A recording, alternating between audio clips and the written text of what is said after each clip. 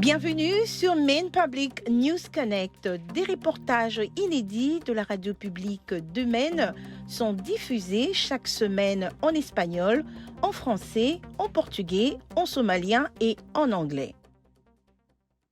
Vous êtes sur Maine Public News Connect et bienvenue à vous en ce vendredi 31 mai 2024. Au sommaire de ce bulletin d'information, nous parlerons de la commémoration du génocide rwandais, de l'assistance en cas de catastrophe, les prévisions concernant les ouragans et enfin de l'éducation en plein air. Tout de suite en détail, l'actualité de la semaine. La communauté rwandaise de Maine a accueilli des centaines de visiteurs à South Portland le week-end dernier pour marquer le 31e anniversaire du génocide rwandais. Les invités sont venus de tous les pays et du monde entier, parmi eux l'ambassadeur du Rwanda aux États-Unis qui a loué les efforts de son pays pour reconstruire et réparer sa société. Pour rappel, le génocide a éclaté après l'échec d'un processus de paix visant à mettre fin à la guerre civile dans le pays. Des centaines, des milliers de personnes de l'ethnie Tutsi ont été tués sur une période d'environ 100 jours en 1994. Les coordinateurs de l'événement estiment qu'il y a environ 150 et 200 survivants du génocide qui vivent dans le Maine et ont insisté sur la nécessité de préserver et de partager leurs histoires afin que leurs souffrances ne soient pas oubliées. Le président Joe Biden a approuvé la demande de déclaration de catastrophe majeure de Maine pour aider les comtés de Cumberland et de York à se remettre d'une tempête de neige survenue en avril et qui a causé d'importants dégâts aux infrastructures. La gouverneure Janet Mills a déclaré que les coûts de la tempête de 2 jours, y compris l'enlèvement des débris, les dommages causés aux routes et aux ponts, ainsi que les mesures de protection d'urgence devraient dépasser les 3,5 millions des dollars. Sur ce, la déclaration de catastrophe du président débloque l'aide fédérale pour aider l'État de Maine à couvrir les coûts de réparation des infrastructures publiques. Les autorités fédérales s'attendent à une saison des ouragans sans précédent cette année dans l'océan Atlantique. Le National Weather Service s'attend à ce qu'il y ait entre 8 et 13 ouragans. Une demi-douzaine d'entre eux pourraient être des ouragans majeurs.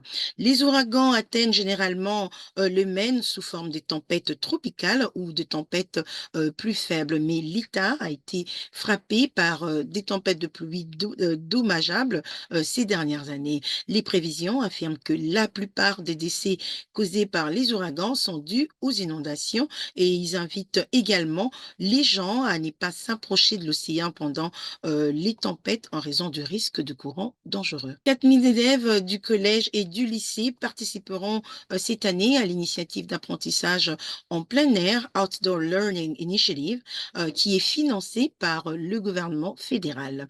L'initiative d'apprentissage en plein air est un programme financé par le gouvernement fédéral qui réunit des enfants de familles à faible revenu pour leur faire découvrir les activités de plein air dans l'État de Maine. La gouverneure Janet Mills a lancé ce programme il y a de cela 2 ans et en raison de la forte demande, le programme est en train d'être étendu avec plus de 6 millions de dollars. Les activités du programme comprendront le canoë, le kayaking et la randonnée et offriront aux élèves la possibilité d'acquérir de compétences en matière de leadership et de survie, signalant que certains programmes d'été sont déjà complets. Nous sommes arrivés à la fin de ce bulletin d'information. Merci d'avoir été avec nous. Je vous retrouve au prochain numéro et passez un excellent week-end. Merci à nos excellents partenaires communautaires pour leur soutien et leur contribution à ce programme. Maine Public News Connect a été rendu possible grâce à Seaport Credit Union, Hannaford Supermarket, IDEX, Maine Housing, Coastal Enterprises, Cover ME, Sam L. Cohen Foundation, COU et Patricia Ewan, Maine Health Access Foundation et Maine Department of Health and Human Services. Maine Public News Connect est rendu possible par COU et Patricia Ewan qui se sont engagés à combler les différences culturelles au sein de nos communautés. Juntos. Ensemble. Warajir. Juntos. Seaport Credit Union. Together. Hannaford Supermarket, qui célèbre la diversité de ses employés, de ses clients et de ses communautés et s'engage à favoriser un environnement accueillant. Ensemble, ils sont plus grands que des produits d'épicerie. Et pour en savoir plus, rendez-vous sur le site internet www.hannaford.com. Chez Main Housing, nous savons qu'un logement abordable est primordial. Notre programme de prêt pour l'achat d'une première maison offre aux habitants de Maine des taux d'intérêt réduits et une aide de fonds pour l'achat des propriétés aux multiples appartements. Et pour en savoir plus, consultez les sites internet mainhousing.org. Si vous avez perdu votre assurance maladie ou si vous avez eu un événement majeur dans votre vie, vous pouvez trouver un plan qui vous convient et une aide financière pour le payer sur le site internet coverme.gov. Les choses changent avec MainCare. Restez connectés pour rester couverts. Mettez à jour vos informations dès aujourd'hui sur le site internet mymainconnection.gov.